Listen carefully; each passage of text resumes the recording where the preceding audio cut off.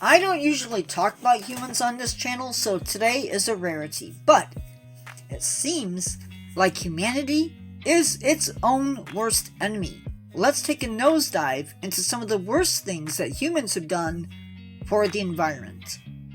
First off, there are some theories that point to some of the Ice Age mammals dying out from a mix of human hunting and climate change.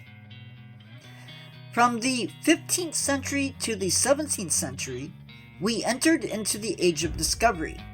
And now, time for a break in the action. Time for a quick pause in the action. Just a quick reminder for you to subscribe if you haven't. Click the like button, leave me a comment, and share the video with someone in your family or your friend group. And now, back to your regular video.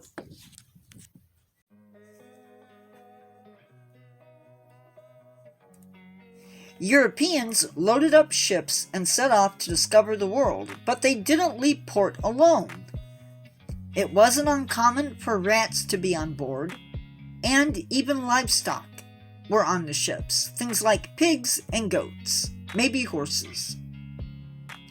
When the time came to embark onto a new island or new land, they might release the livestock onto the island so that on future voyages they could kill the livestock for food.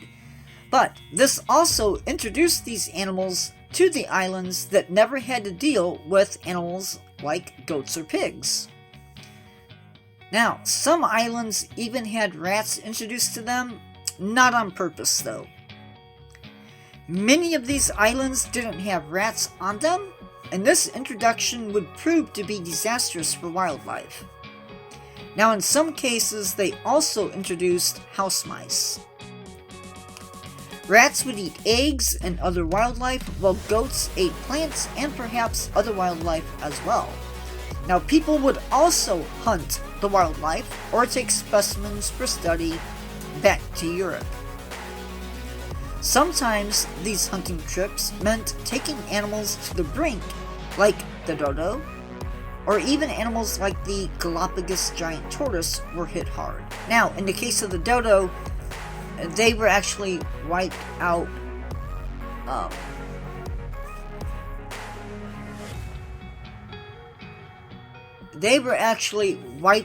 Entirely. There were reports of the Galapagos tortoise being loaded up on those ships and eaten for food, as well as their shells being used for bathtubs. As we colonized new lands, we introduced new plants and new animals. Now, these crops and animals sometimes brought problems themselves, such as diseases, or hid other problems such as insect pest. Flash forward a few more years. In 1607 through 1763, people began to arrive in North America. These people brought their medicine plants, their food plants, their ornamental flowers, their livestock, and they came with a need to build homes and a desire to have homes and land.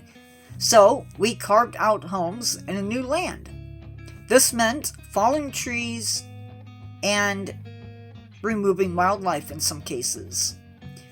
Species like bison were taken to the brink of extinction or were wiped out, while some species were eliminated altogether, like the passenger pigeon and the Carolina parakeet, although some of that occurred later than the time period that we're talking about.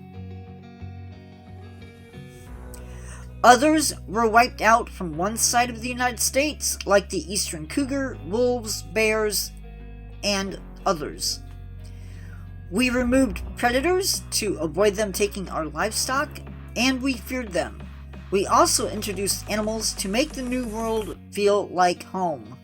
Things like European starlings, house sparrows, and mute swans were released, as well as wild boar. Do you know what these following dates have in common?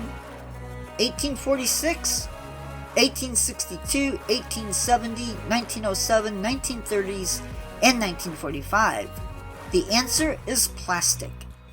These are key dates in the production of plastic. Now, plastic has become a major problem.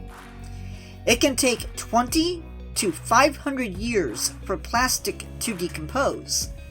But even when it does decompose, it never just goes away, it just gets smaller and smaller. Nowadays, we have plastic just about everywhere on the earth. It's on our land, in our rivers and lakes. It's even in our oceans, in the deepest parts of our ocean. Did I forget to mention that plastic can enter living things? That is right.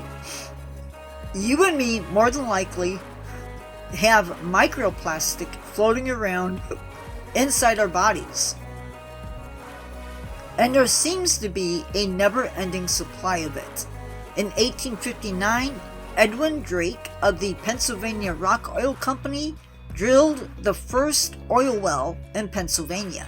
This no doubt set the world on fire. Oil spills not only are horrid to look at, and perhaps to smell, but they can make seafood not fit to eat, it can kill sea life, and we've had some very big oil spills in our past. In 1969, off the coast of Santa Barbara, California, there was an oil spill that dumped 1.4 to 4.2 million gallons of oil into the Pacific Ocean. The Exxon Valdez spill dumped 11 million gallons of oil into Prince William Sound.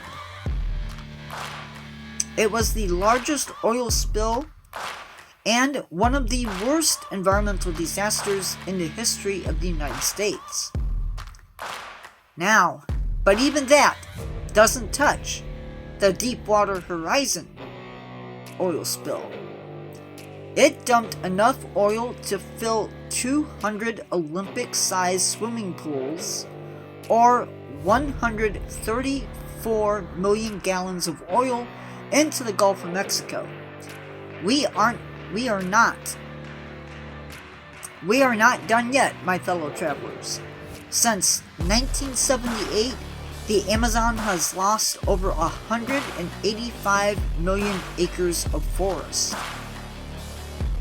In 2022, the world lost more than 16 million acres of rainforest, and it doesn't seem to be slowing down. Animals and plants are facing extinction and endangerment at a rapid pace, and all I can do is pray that somehow the cycle stops. For now, this is me saying, see you in the next one.